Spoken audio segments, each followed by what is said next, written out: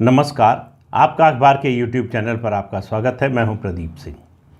Supreme court का एक judgement आया कल यानी मंगलवार को सुप्रीम कोर्ट ने सरकार का जो अध्यादेश फिर जो है संसद के जरिए जो प्रस्ताव पास होकर आया कि CBI चीफ और इन्फोर्समेंट डायरेक्टरेट के मुखिया का डायरेक्टर का को एक्सटेंशन दिया जा सकता है 5 साल तक, अधिकतम 5 साल।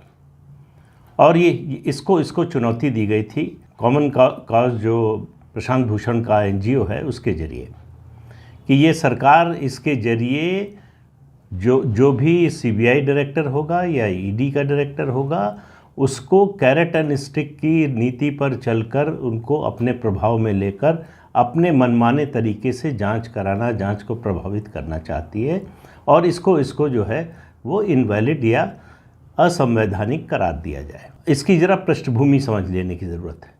इसकी पृष्ठभूमि ये है कि सितंबर 2021 में सुप्रीम कोर्ट में एक और रेट फाइल हुई थी जिसमें वर्तमान ED डायरेक्टर संजय कुमार मिश्रा के टेन्योर को उनको एक्सटेंशन दिए जाने को लेकर चुनौती दी गई थी।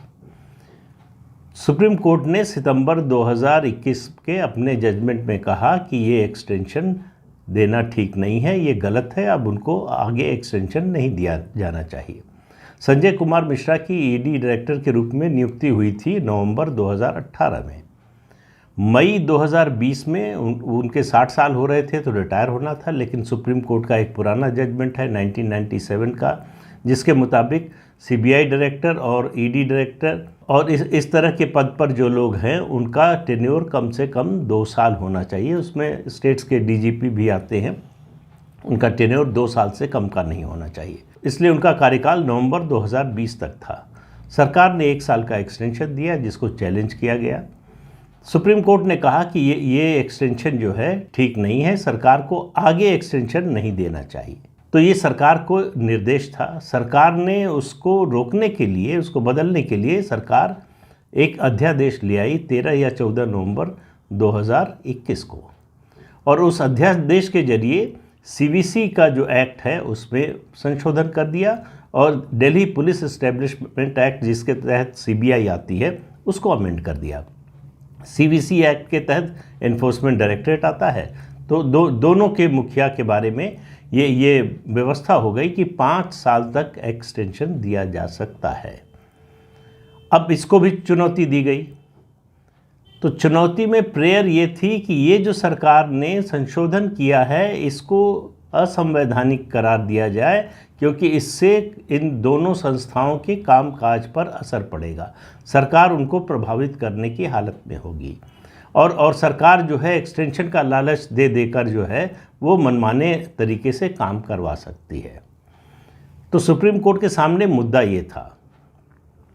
तो सुप्रीम कोर्ट ने इस पर विचार किया और सुप्रीम कोर्ट ने कहा कि ये सरकार ने जो संशोधन किए हैं पूरी तरह से संवैधानिक है, इससे किसी के मौलिक अधिकार का हनन नहीं होता, इससे किसी की वरिष्ठता पर कोई असर नहीं पड़ता, इससे जो है किसी तरह के प्रलोभन की बात या इस तरह की बात को हम स्वीकार नहीं करते। ये सरकार का अधिकार है कि किसको एक्सटेंशन दे। और ये जो 5 साल का कानून बनाया है सरकार ने, ये पूरी तरह से संविधान सम्मत है और दोनों अमेंडमेंट जो है उनको वैलिड करार दिया और जो याचिका थी उसको खारिज कर दिया। लेकिन इसमें एक और काम कर दिया सुप्रीम कोर्ट ने, जो प्रेयर नहीं थी, जो याचिकाकर्ताओं की मांग नहीं थी, उस पर भी फैसला दिया और कहा कि हमने 2021 में कहा था कि आप आगे संजय कुमार मिश्रा को एक्सटेंशन नहीं देंगे, आपने एक्सटेंशन दिया वो गैर कानूनी है, इसलिए उनको 31 जुलाई तक रिटायर कीजिए। 31 जुलाई तक का समय इसलिए दिया कि जिससे ट्रांजिशन में कोई दिक्कत ना हो, नया ED डायरेक्टर अपॉइंट कीजिए और उनको कार्यभार सौंपिए। संजय कुमार मिश्रा 31 जुलाई 2023 के बाद डायरेक्टर नहीं रहेंगे। उस समय भी सरकार ने जो एक्सटेंशन उनको तीसरा दिया था उसके मुताबिक उनको नवंबर 2023 तक अपने पद पर रहना था। सुप्रीम कोर्ट ने कहा कि ये तीसरा एक्सटेंशन हमारे फैसले के बाद आया है, इसलिए ये इनवैलिड है। अब मामला ये है कि ये याचिकाकर्ताओं की मांग में शामिल नहीं था, उनकी प्रेयर में ये शामिल नहीं था। लेकिन सुप्रीम कोर्ट ने चूँकि पहले ये आदेश दिया था तो उसको लगा कि हमारे आदेश का उल्लंघन करने के लिए, उसको सरकमवेंट करने के लिए सरकार ये अध्यादेश लेकर आई और ये कानून में संशोधन किया। सरकार ये मान रही थी कि उसने कानून में संशोधन कर दिया है और एक्सटेंशन, जो दूसरा एक्सटेंशन मिला था उसके खत्म होने से पहले कर दिया है, इसलिए वो तीसरा एक्सटेंशन दे सकती है, क्योंकि 5 साल तक एक्सटेंशन देने का अब नया नियम बन गया है। लेकिन सुप्रीम कोर्ट ने उसको नहीं माना। तो ये तो हुई मुकदमे की बात। उसमें क्या हुआ, सुप्रीम कोर्ट ने यह भी कहा कि एक्सटेंशन जो ऐसा नहीं हो सकता कि सरकार जब चाहे जिसको एक्सटेंशन दे दे। सुप्रीम कोर्ट ने कहा कि जो कमेटी अपॉइंट करती है वही कमेटी एक्सटेंशन देने का फैसला कर सकती है। तो अपॉइंट करने वाली कमेटी कौन होती है, कौन होते हैं उसके सदस्य? उसमें होते हैं चीफ विजिलेंस कमिश्नर, सारे विजिलेंस कमिश्नर्स, उसके अलावा होम सेक्रेटरी, भारत सरकार के गृह सचिव, वित्त मंत्रालय में राजस्व सचिव, और उसके अलावा पर्सनल डिपार्टमेंट के जो सचिव हैं पर्सनल विभाग के, वो होते हैं। ये इन लोगों से ये कमेटी बनती है। सुप्रीम कोर्ट ने कहा कि यही कमेटी अपॉइंट करती है और यही कमेटी एक्सटेंशन का फैसला करेगी। सरकार अपने तौर पर एग्जीक्यूटिव ऑर्डर से ये फैसला नहीं कर सकती है।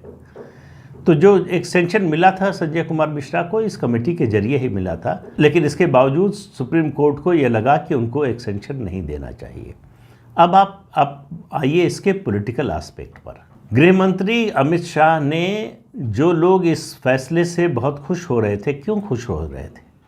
सरकार एक ऑर्डिनेंस लाई, उसके बाद संसद में प्रस्ताव लाई, वो कानून में संशोधन हो गया, तो फिर उस संशोधन को चुनौती दी गई।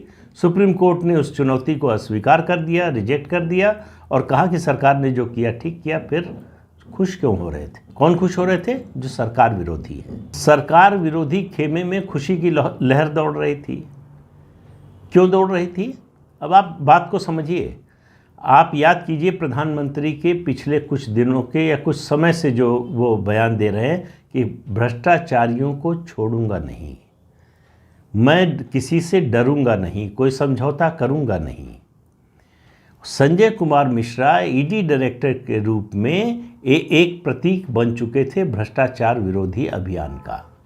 उनके टेन्योर में जिस तरह से एनफोर्समेंट डायरेक्टरेट काम कर रहा है, इससे पहले कभी नहीं किया।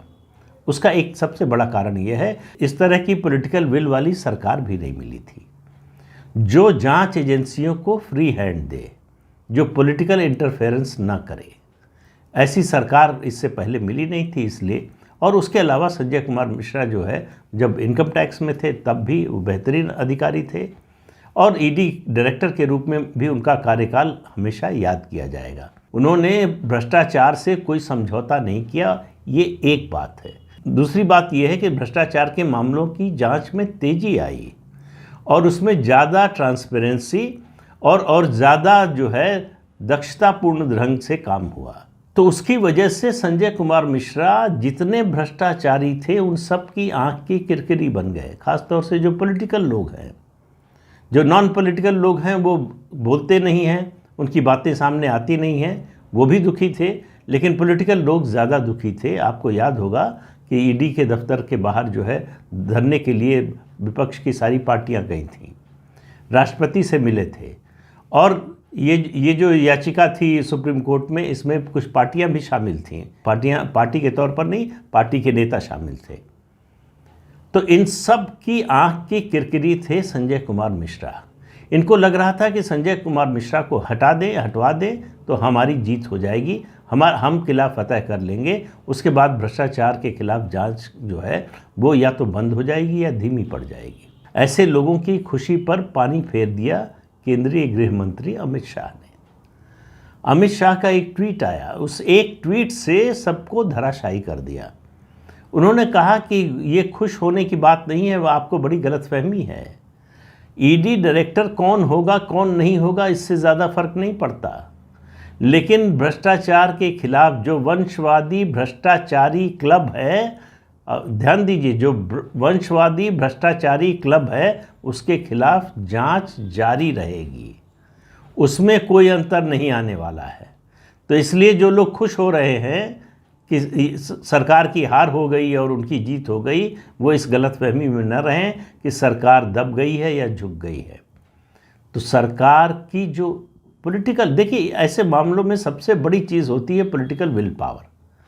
अगर सरकार में पॉलिटिकल विल पावर है भ्रष्टाचार के खिलाफ एक्शन लेने की या कोई भी नीतिगत फैसला लेने की और उसको लागू करने की, तो वो होकर रहता है। यही हो रहा है भ्रष्टाचार के मामले में। ये जो हल्ला मच रहा है ना पॉलिटिकल वेंडेटा, और क्यों विपक्षी दलों के ही नेताओं के खिलाफ कार्रवाई हो रही है, इसका जवाब पहले भी दे चुका हूँ। सवाल ये है कि भाई 10 साल यूपीए का शासन था, अगर बीजेपी के लोगों ने भ्रष्टाचार किया था, उनको लगता है, तो उनकी जांच क्यों नहीं की? 2 ही कारण हो सकते हैं। एक कि कोई भ्रष्टाचार का आरोप था नहीं, दूसरा आरोप था लेकिन आपने कॉम्प्रोमाइज़ कर लिया, समझौता कर लिया कि हम आपके खिलाफ नहीं करते, आप हमारे खिलाफ मत कीजिएगा जांच। उस समझौते को, अगर वो था ऐसा कोई समझौता, एक अघोषित समझौता ज़रूर था पॉलिटिकल पार्टीज़ के बीच में कि हम एक दूसरे के भ्रष्टाचार पर हल्ला मचाएंगे, लेकिन जब सत्ता में आएंगे तो उसकी जांच नहीं कराएंगे, किसी को सज़ा नहीं दिलाएंगे।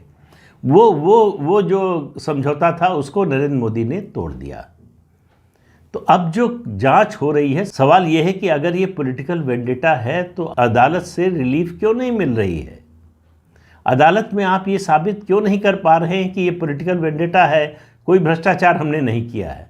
जो भ्रष्टाचार के मामले निकल कर आ रहे हैं, जिस तरह के दस्तावेज आ रहे हैं, जिस तरह का कैश बरामद हो रहा है, जिस तरह का मनी लॉन्ड्रिंग के मामले सामने आ रहे हैं, तो ये सिर्फ ये कह देने से कि ये पॉलिटिकल वेंडेटा है काम नहीं चलने वाला है। और इत्तेफाक की बात है कि जो पार्टियां नरेंद्र मोदी के विरोध में खड़ी हैं, उनमें से ज़्यादातर पार्टियों के नेता भ्रष्टाचार के आरोप में घिरे हुए हैं।